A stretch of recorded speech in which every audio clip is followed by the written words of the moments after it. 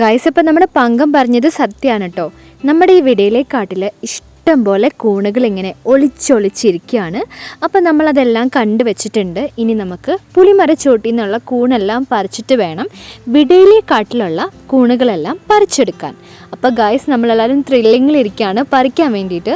അപ്പം ഞാൻ സിസേഴ്സൊക്കെ ആയിട്ട് ഇങ്ങനെ റെഡിയായി നിൽക്കുകയാണ്. ദേ കണ്ടില്ലേ, നമുക്ക് വേഗം പറിക്കാം കേട്ടോ. ആദ്യം നമ്മൾ പുളിമരച്ചോട്ടിലുള്ള കൂണുകൾ മുഴുവനും പറിച്ചെടുത്തിട്ടാണ് നമ്മുടെ ഈ വിടയിലെ കാട്ടിലുള്ള കൂണുകളെ പറിക്കാൻ വേണ്ടി പോകുന്നത്.